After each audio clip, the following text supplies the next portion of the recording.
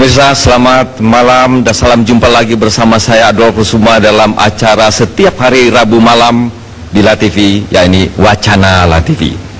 Pemirsa, kali ini adalah sangat istimewa karena di luar kebiasaan kami, kali ini kami tampilkan dengan format yang berbeda melalui diskusi panel yang melibatkan sejumlah pembicara dan hadirin yang kami undang khusus di ruangan ini. Pemirsa, tema yang akan kami bahas adalah sebuah persoalan besar bangsa yang mengganjal perjalanan bangsa kita selama ini, yaitu perlakuan diskriminatif antara satu kelompok masyarakat terhadap satu kelompok masyarakat yang lain. Bahkan masih ada diskriminasi, sikap diskriminatif antara atau dari negara atau pemerintah kepada sekelompok warganya. Sebab itu belakangan ini berkembang sebuah wacana mengenai perlunya sebuah rekonsiliasi nasional dan pelaksanaannya harus dipayungi secara legal melalui sebuah undang-undang. Pemirsa dan hadirin, hari ini kami akan membahas perjalanan konsep rancangan undang-undang Komisi Kebenaran dan Rekonsiliasi, biasa disingkat KKR. RUU ini tengah digodok dan tidak luput dari kontroversi lengkap dengan pro dan kontranya. Pemirsa dan hadirin, untuk itu di depan sini sudah hadir sejumlah tokoh yang akan memaparkan apa latar belakang, mengapa perlu dan apa manfaat KKR ini terhadap bangsa kita. Kami perkenalkan mulai dari sebelah kanan saya Bapak Sidarto Danu Subroto sebagai Pansus KKR DPR. Selamat datang dan selamat malam. Ya. Kami juga sudah hadirkan di depan Anda Pak Agus Wijoyo, ya, tidak mau disebutkan embel-embel di depannya, tapi orang kenal dia sebagai seorang pengamat, pemikir dari CSIS. Selamat malam Pak Agus Wijoyo. Ya. Kemudian kami sudah hadirkan juga seorang akademisi, seorang pakar dari LIPI, Dr. Asfi Warman Adam. Selamat malam Pak Asfi. Dan dalam membahas diskusi seperti ini ya tidak absa ya kalau kita tidak hadirkan seorang tokoh dari Komnas HAM yang juga sudah sangat dikenal oleh pemirsa dan hadirin, Bapak Samsudin. Selamat malam. Dan pemirsa, perlu kami sampaikan bahwa dialog kami malam ini adalah hasil kerjasama antara LaTV dengan Lembaga Kajian Demokrasi, disingkat LKD. Anda bisa lihat di layar belakang kami, yang lembaga ini diprakarsai oleh tokoh-tokoh yang hadir di sini, antara lain Bapak Suko Waluyo Minto Harjo, ya, terima kasih Pak. Bapak Didi Suprianto yang ada juga di sini, dan Bapak Ciandra Wijaya. Kesempatan pertama saya berikan kepada Pak Sidarto Danu Subroto sebagai Ketua Pansus DPR. Apa sih progres ya yang sudah dilakukan oleh Pansus untuk melahirkan sebuah undang-undang ini? Silakan Pak. Pendapat yang selama 2 bulan kita kumpulkan oleh Pansus ini melebar, sangat melebar dari kiri sampai kanan. Jadi untuk mencari titik temunya ini satu perjuangan yang tidak mudah untuk Pansus ini. Karena memang semua undang-undang yang dihasilkan oleh Dewan ini adalah satu kompromi politik, kompromi kekuatan-kekuatan politik yang ada. Jadi dengan pandangan-pandangan yang demikian melebar, kita harapkan kita nanti sampai juga pada satu undang-undang yang bisa mengakomodasikan banyak kepentingan. Sebagai satu kesimpulan yang agak terlalu terburu-buru saya bikin, tetapi kira-kira ada 3 kelompok yang menerima rencana undang-undang KKR dengan perbaikan pasal-pasal ini. Sebagian besar daripada public hearing, sebagian besar ada kelompok yang menolak RUKR, menolak dengan alasan yang lain-lain.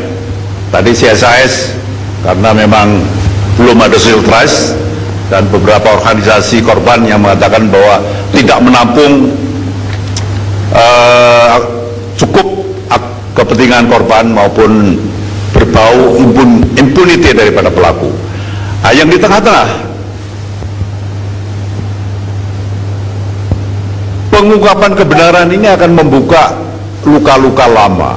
Jadi yang penting adalah meloncat ke rekonsiliasi. Bahkan kemarin Pak Hashim Muzadi, beliau mengatakan rehabilitasi perlu untuk rekonsiliasi. Tapi kalau kita buka kebenaran, kita akan membuka luka-luka yang akan terwariskan pada generasi berikut. Langsung ke Pak Agus Wijoyo, sebagai individu independen, ya, kira-kira ini ada 3 sikap, ya, ada yang menerima, menolak, dan di tengah. Anda kira-kira berada di mana, ya? Kemudian kalau mewakili CSIS, disebutkan bahwa summary atau sikap dari CSIS agak-agak meragukan karena belum ada social trust. Barangkali itu bisa dijelaskan. Silakan, Pak. Terima kasih, Pak Adolf.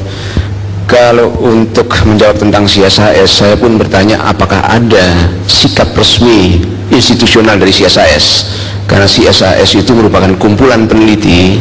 CSIS hanya memfasilitasi supaya berkembangnya wacana, dan pandangan-pandangan pun juga sangat beragam dari CSIS.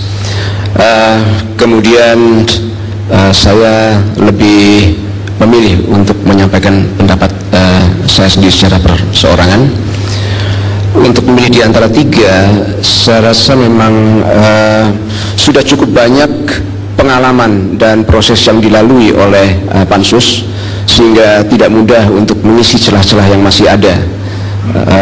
Dan saya juga paham betapa sulitnya untuk menjembatani di antara berbagai pendapat yang sangat berbeda. Untuk menjembatani itu, kiranya saya berpendapat kita harus kembali kepada pengertian-pengertian dan pemahaman fundamental atas apa sebetulnya rekonsiliasi. Dan jembatan itu nantinya menurut saya akan lebih banyak bersifat tantangan bagi bangsa ini, dan merupakan proses kultur untuk menyadarkan masing-masing bahwa rekonsiliasi itu lebih banyak diawali dari dalam diri kita sendiri. Karena apabila kita sudah menuntut dari orang lain terlalu banyak, maka tentunya kita bertanya apakah bisa tercapai konsensus. Karena rekonsiliasi ini adalah hasil dari banyak orang dengan banyak pendapat dan banyak tuntutan. Apabila tidak diimbangi dengan sikap introspektif dan kerelaan untuk berkorban dari dalam diri sendiri, kita pun akan bisa bertanya apakah bisa tercapai konsensus, gitu. Ya, terima kasih. Pak Afi mungkin punya pandangan lain tentu saja sebagai peneliti, ya, di LIPI. Silakan, Pak Afi. Iya, saya melihat bahwa KKR ini sebagai suatu upaya untuk menyelesaikan masalah bangsa. Lalu yang kedua, kalau tadi disebutkan bahwa Satria Aryananto mengatakan bahwa KKR Indonesia merupakan KKR yang terbesar di dunia, saya mengatakan tidak tepat sebetulnya. Kalau kita melakukan hal itu, mungkin masalahnya tidak akan selesai. Jadi persoalan yang terjadi dari tahun 45 sampai tahun 2000 demikian banyaknya, dan terjadi di berbagai daerah di seluruh Indonesia yang demikian luasnya. Oleh sebab itu, menurut hemat saya, persoalannya akan menjadi lebih sederhana kalau kita melakukan apa yang biasa dilakukan dalam dunia penelitian. Kita melakukan